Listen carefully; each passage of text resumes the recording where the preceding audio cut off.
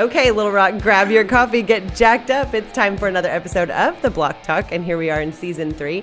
I am excited to introduce two of my friends, Justin Buck and Steve Biernacki. Did I say that correctly? Hey, you can say it however you want. Yes, okay, perfect. Well, I'm really excited to have you guys on the show. We've run into each other in the community for a long time, and Steve, it's your second time on the show. Yes. Am I the first two-time guy? You are the first two-timer. Oh. Yeah. Wait, the producers are saying no. Yeah, we don't listen to them. Okay. You're the second two-timer. You're the second two-timer. But what's exciting about that is you're in a whole new situation now than you were before. And you have company. I do. You guys are working on some exciting things together. So before we get into what you're up to now, let's talk about who you both are and kind of your story. Sure. So, again, Steve Biernacki with City Connections. I'm the new executive director there. I've been there since the middle of the summer. And we are a nonprofit that mobilizes volunteers in the community. We say we mobilize the church. Imagine eHarmony for local churches and local nonprofits to get things done in the community. That's what we do. And so a big part of that is engaging volunteers, engaging those nonprofits. And part of that, we have an incubator already where we have 12 nonprofits that live with us and that we get to coach and teach and get them up to speed, grow their capacity. But we saw that there was need for more. There's so many nonprofits out there. I think the last numbers we looked at, there's 14,500 nonprofits in Arkansas. Yeah. Wow, that's a lot. You tack on another 3,500 to 4,000 churches. We're talking about over 18,000 entities in a relatively small state trying to make things happen, and we watch them fall down and not accomplish what they want to accomplish. Well, that's not good. I think, in our minds, we can change the landscape of nonprofits by growing their capacity. And so when I came into City Connections, we already had this incubator ready. And I started thinking about our friend Wayne Miller at the Venture Center and their accelerator program. And so started researching and looking around the country.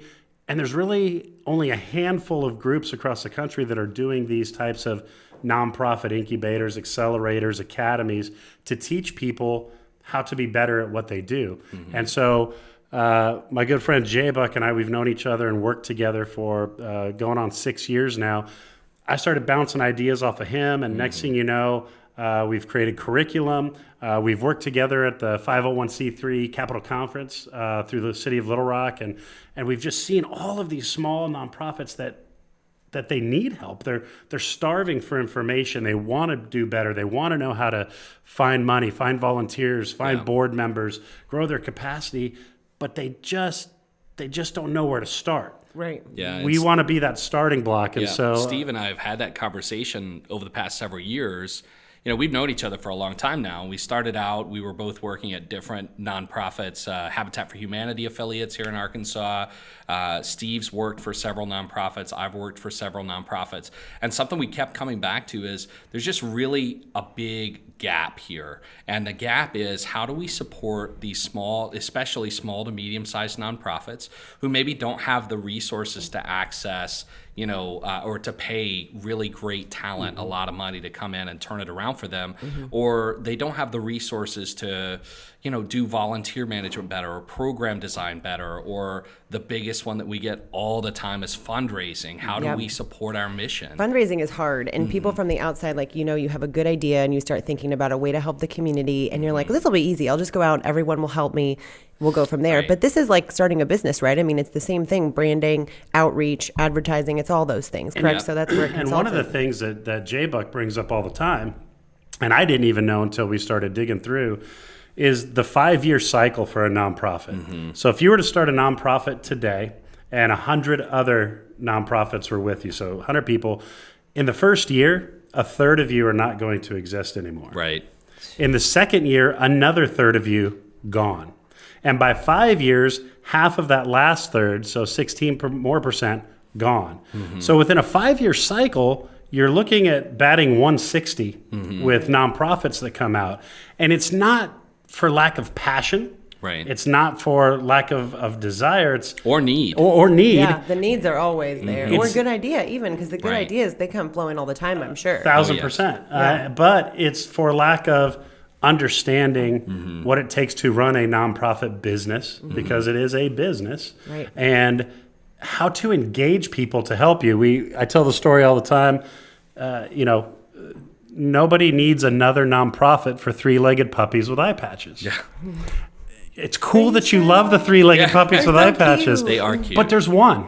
So Yeah. take care of that three-legged puppy with an eye patch, and then let me get you involved with the Humane Society or, Right. with the animal shelter. So we're not splintering resources even more Right. to help animals, but we're focusing things, and now we're growing the capacity of groups that are already doing amazing things. Well, and that brings me to another question before we get into the accelerator piece of it. But as far as nonprofits in our area, I'm sure you see like a myriad of them. So there has to be outreach for the elderly, homeless. I'm assuming. What else kind of nonprofits do we have here in Little Rock that- there are tons of great causes here. Little Rock is a really neat place because not only do we have those small to medium-sized nonprofits that are serving, a local need. Yeah. Gosh, we're home to Heifer International. Yeah. We're serving international We feed needs. the world. Absolutely. We're home to a huge food bank. We're home to the Centers for Youth and Families that Right. have nationally recognized programming for dealing with trauma among children and building healthier families. So we have, just this huge range of nonprofits. And so what we notice is there in the middle of that range is a really big opportunity for us to be able to maximize and magnify the impact of those organizations. Right. And because what happens, when Steve was talking about we're splintering resources, we're confusing the message around this problem that we're trying to deal with, that's weakening the infrastructure that we have here for doing good work. Well, and I could see where people would be like, I'm going to donate to this cause, and then they see 3 or 4 other things, and they're not really sure, where do I put my money, energy, time, effort? Where do I put that when I'm not really sure? So I wonder too, is there a directory, and is that something that when you're helping nonprofits get off the ground, do you explain to them how they fit in and where they fit? So in that size? it's a great question, and as of today, there's literally a magazine, which is great for people who pick up magazines. I'm not a guy who picks up magazines necessarily, and so we're in the works of getting that digitized, getting that put into some semblance of an app, so that I was giving a speech the other day and talking about the people that need help in our city, and that sometimes we get overwhelmed. We think, geesh, the problem is so big. How are we going to help all these people? The reality is there's way more of us than there are of them. Right. There's way more people that can help than need help. And when you change that paradigm, it doesn't seem overcomable. Right. It doesn't seem overwhelming, because it's like, yeah, there's way more of us. And so let's figure out what you're passionate about. I say all the time, I don't care what you're passionate about. And when I say that, I care what you're passionate about, but I don't care as long as you're passionate about it. Right. Right. Because if you're passionate about it, let me get you in touch Put with... you in the right place. Put you in the right place. And so working on a concept of an app where someone comes up to you in the street and says, yeah, I really need some clothing. I need some shoes. I have a job interview in 3 days, that you can go boop, boop, boop, boop. Oh, there's 6 clothing closets within a mile and a half of here. Right. Hop in the car. I will drive you there right now. Well, and that's a big thing where when you're driving around the city, or if you're walking around the city and you come up with someone that needs help and you don't know, what do? You want to give them money, but then if you give them money, are you helping the need? Because what if their need is actually related to employment or housing, or maybe they have a drug addiction, or how do you determine what you're supposed to do if you don't have the tools, right? Even as a Right. resident, especially when you're trying Sure. to operate a nonprofit, you have to know where to take them, Yeah. where to point them. There's a concept. I don't know if we've talked about it, or I know Cesar, a guy who works with us in the office. I think it's a book, and it's called When Helping Hurts. And there's nothing wrong at all with following your gut. If you want to give someone $1, $5, buy them a meal, whatever it is, there's nothing wrong with that. However, the nonprofits in the city are set up and they already have resources. So they can take your dollar and turn it into $5 or $10 or $20 worth of services.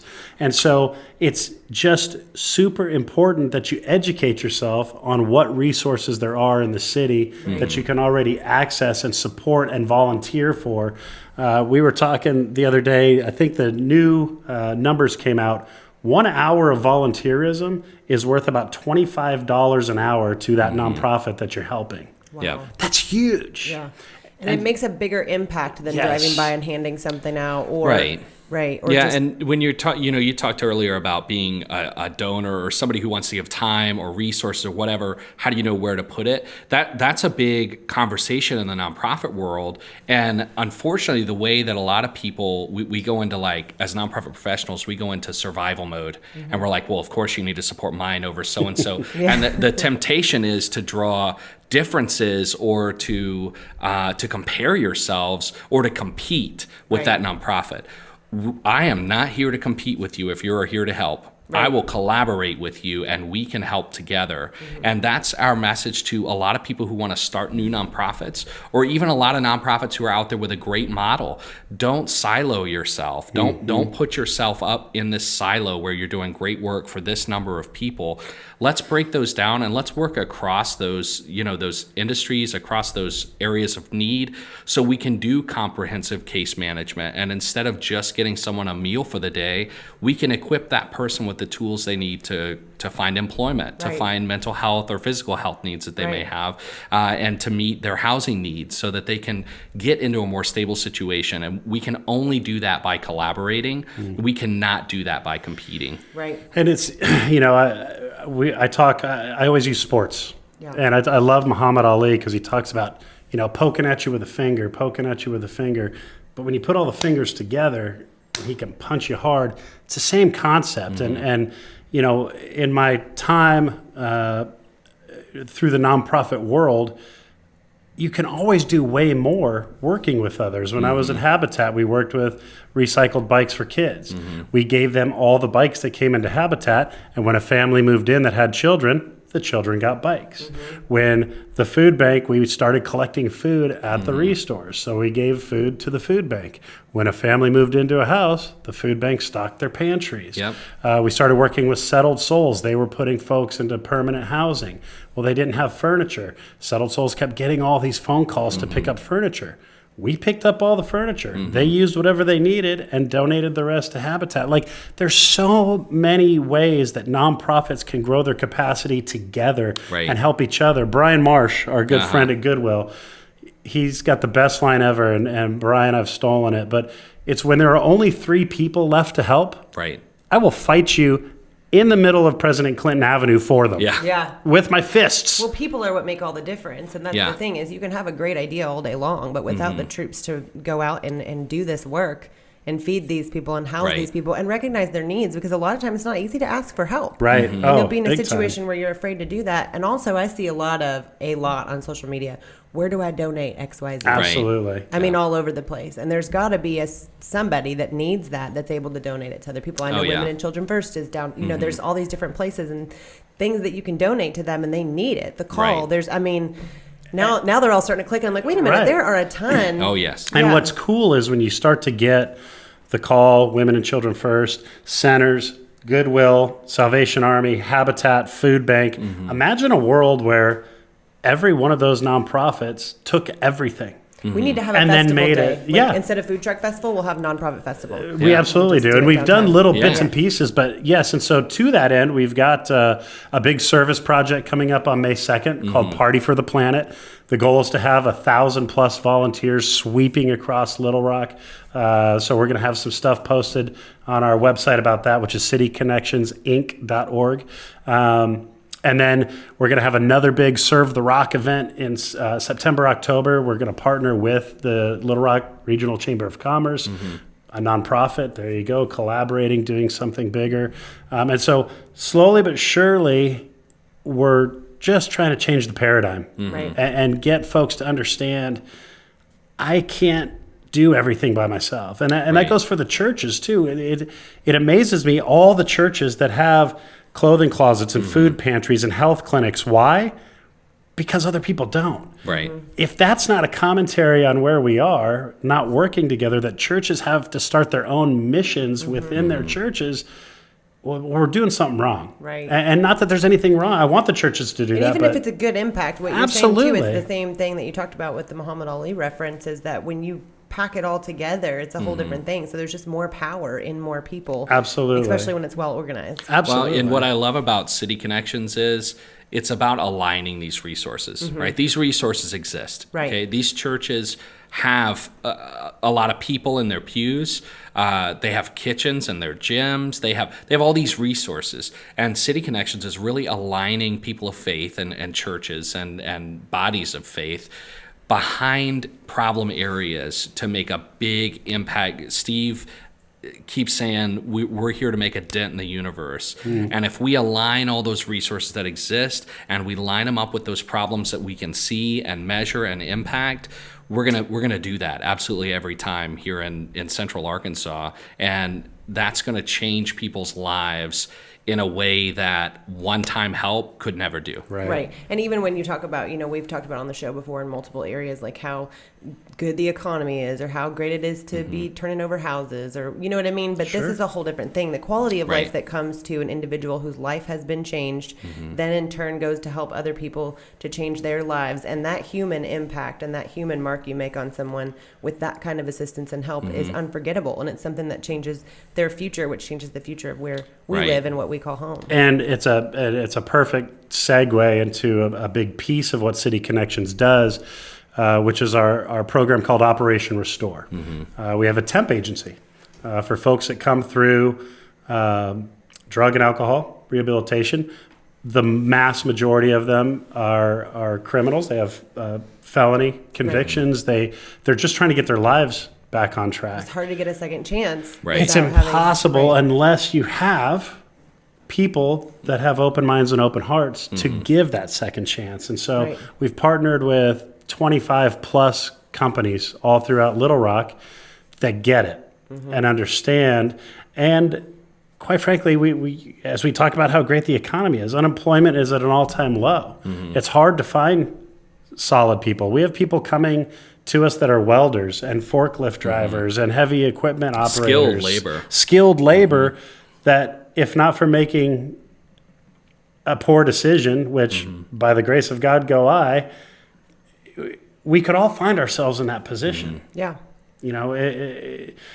Alcoholism, drug abuse, depression, anxiety, all of those things, a family member passing, none of that cares about our skin color, our socioeconomic level, our faith. It just hits you. And when it hits you, if you don't have the family, the support, the friends, the resources, it's really hard. You're going to have a tough road to hoe. So through this program, Operation Restore, the woman who runs it, Jo Myrick, she came through the program. And now she runs the program. That's so cool. And so the level of compassion and empathy and understanding, she's everybody's mama. She's Mama Jo. She's not, just some random person. You tell the story all the time about when she goes out and takes the men and women on the bus. It's not just, hey, here's a printed bus route map and here's where you can go get your bus pass. Jo will call the day before they're supposed to get out for an interview or their first day on the job and say, I'll meet you at the bus stop at 6 a.m. I'll ride the route with you. I'll get off. We'll walk it, see how far it is from the stop to your place of employment. She is just a human being with so much compassion and, to Steve's point, some empathy for folks who are going through that situation. Because, as a recovering addict, you can see patterns of behavior and things that are concerning. And more importantly, how powerful it is to have someone who walks beside you through that process. And so having that network is huge for folks. Last year, 270 people came through the program and found employment because of Operation Restore. And it's just gonna keep growing. I mean, they have some amazing partnerships in town that are keeping that going. But, talking about how well the economy's going, this and the other, none of that matters if you're a person who's having to survive outside the economy. Right. And so if we can't bring folks into the workforce, into stable housing, into these areas where the economy is performing well, it doesn't matter how well the economy does. And so that's one of the things I love about Operation Restore is it's bringing folks into the workforce so they can benefit from an economy that's doing well. And it's changing that. it's changing that felt impact of, oh, I'm hearing the economy's doing well, but my family is really struggling. Right. And once, like you were talking about, and to be fair, every human being is 2-3 bad decisions away from their whole entire life You're being 3 bad months away from absolute permanent financial ruin. right. And if you think about it that way, it might be a little bit easier to relate. But I think a lot of times we get stuck in our own sort of world and we don't look around and think, well, that could be me. Yeah. And I think that's a real problem for some of us, because if we're not thinking that way, it's harder to be compassionate towards those Absolutely. needs. And then you're numb to the fact that you could easily be in that same position. But like someone with Joe, she's walking that path because she already knows how that feels. And Absolutely. she has that empathy and that compassion to do it. And I'm sure there are thousands of people in the city that have that empathy, yes. and it all for There a different are. situation. I think that's why we get life experiences the way we do, so that we have the ability to share them with others and help them walk that path a little easier. And that's I think the other beautiful thing about the entire structure being faith-based, being Christ-centered, is walking that walk and showing folks that it's okay to love your Lord and Savior and to walk this path and live in faith and treat your neighbor as yourself. yes, and not just talk the talk. I Right. mean, we talk about it all the time. Okay, it's great, talk a good game, hey, but what are you doing? Yeah. What are you doing to help people today? Right. What are you going to do to help people this weekend? The last time I was on, I gave the starfish analogy, and in this case, I get to live that every day. I get to be chucking starfish every single day and trying to make a difference in people's lives, and it takes some patience. Oh, yeah. Because not every starfish is going to stay in the ocean, and that's okay. But you have to help. You have to offer it up. You have to serve with absolutely no regard for what you're going to get out of it. It's no expectation. Zero. Having expectation is not going to do anything for you in that situation. That's not service. No, it's not. It's like looking for something out of it, right? Yeah. There's no accolade that comes from just. Yeah. And besides, the best feeling really is like when you go out and work for a day, whether it's Habitat, whether you're at the food bank. I know our church, that was a big thing they do during the holidays, especially, is they go and they donate food, but they also fill the funnel. Yeah. And during Fill the Funnel, it's like all these different people from our church are down there, and it feels good to Yeah. give back to your community. Absolutely. And there's nothing that compares to that feeling of doing good in your community and feeling like you gave somebody a leg up or a hand out to where they have an opportunity to eat a meal that they wouldn't have otherwise known where it was going to come from. It's a big deal. We talked when we were at Habitat, we saw so many stories come through, and it just really hammered home the truth of a couple of different pictures that come up for me when you're on site and doing those things. When you build a Habitat house, for example, it's more important than walls and a roof. It's a kitchen table where kids can sit and do their homework.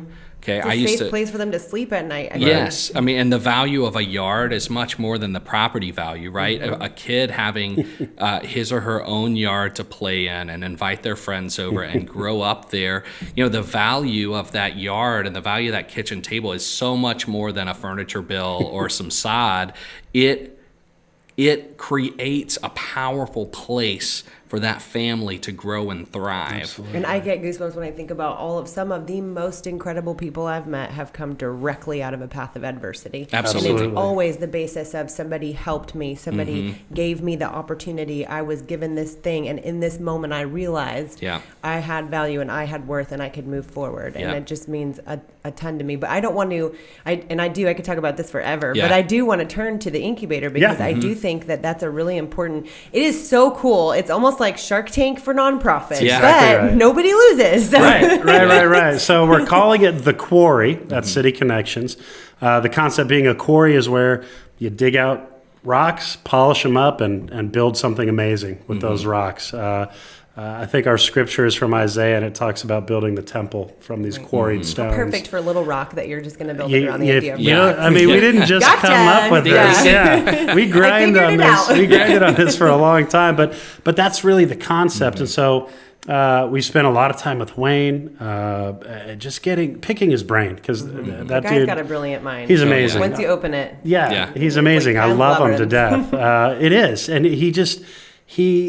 he thinks about things to do for the right reasons with nothing in return. It's always do the right reason or do right thing for the right reasons.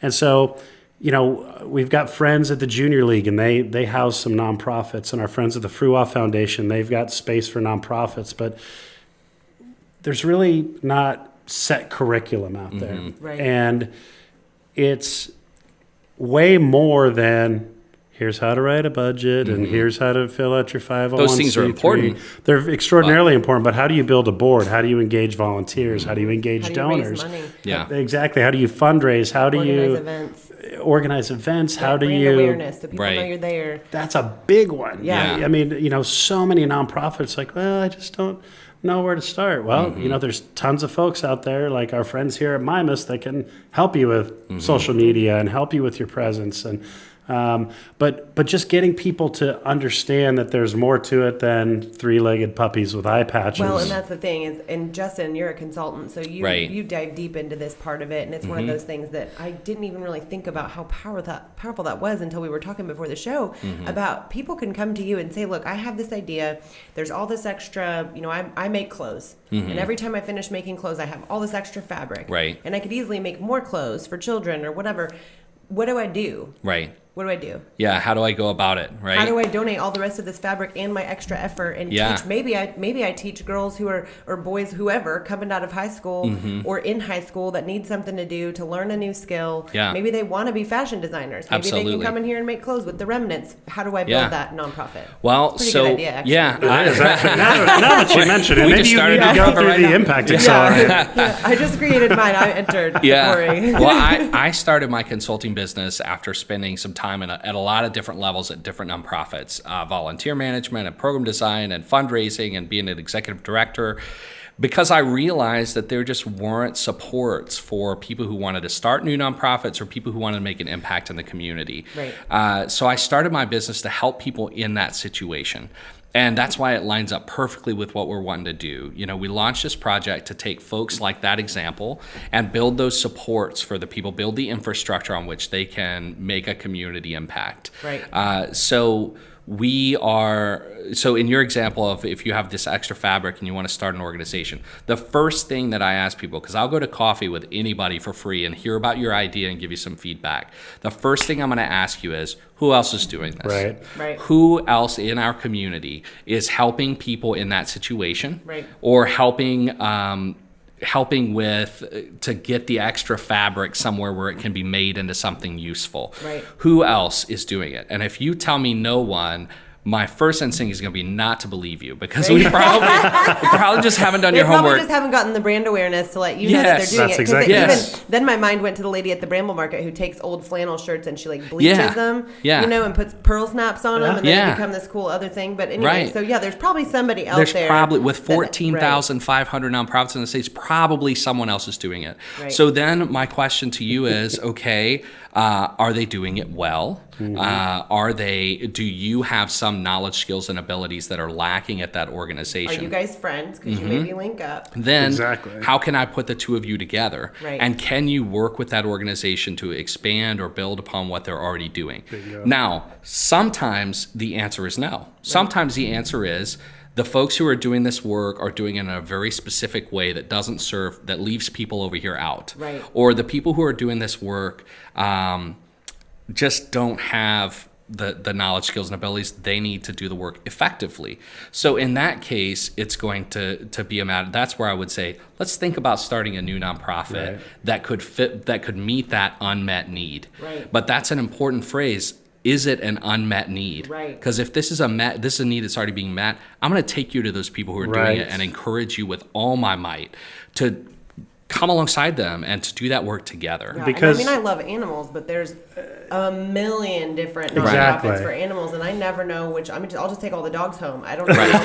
I don't know what else Yeah. to do. Yeah, There's yeah. a lot of them. So. Well, but we just helped one of our friends. He wanted to start a basketball league, which is great. That sounds fantastic. Well, he had some people giving him advice to go spend between $2,000 and $3,000 to hire a lawyer and start his nonprofit. Which, if you've got $2,000 or $3,000 that you don't care about, Yeah, it's the by best all way to means, do it. go ahead, because Poor that's attorneys. They're like, oh, No, Well, No, at the end of the day, I am not an attorney. So Right. I am very clear with folks. I cannot give you legal advice. What I Right. can do Right. is tell you, like from the field, here is what I have done and has worked and I have seen be successful in these situations. So, starting a nonprofit is It's not hard. It's not hard, but it's a fairly complicated thing because you have to go to the state of Arkansas, you have to go to the IRS, and you have to go back to the state of Arkansas and get all your ducks in a row. And if you don't, if you've never seen a duck, it's hard to get them in a row. Yeah. So whereas unless you're the mama duck, she Right. needs to have it. Exactly. So they get to a certain age. starting a nonprofit's not terribly complicated, there's a lot really, of when you get steps. to it. But there's a lot of steps to get in line. So you can pay people a lot of money to do all of that. You can do it yourself. It just kind of depends on what your resources look like. But again, that's why I go all the way back to: is this something that you actually need to start a nonprofit for Before you start spending the money. Before you start spending the we will help you start your 501c3. Did the basketball league, did it get started? Yeah, so I think you're It's working with kicking off. Ronnie. Yeah. I mean, we're Ronnie. working on. Yeah, hey, we're working on getting that kicked off and making sure everything's in place. But again, for him, he has a very specific need. Let's go back to your example with all of the animal welfare groups. Okay, my aunt lives in Yell County, rural place, gets dogs dumped on her farm all the time. Well, she didn't start a nonprofit to deal with those dogs. That might be nice to have extra money getting donated for dog food and all this.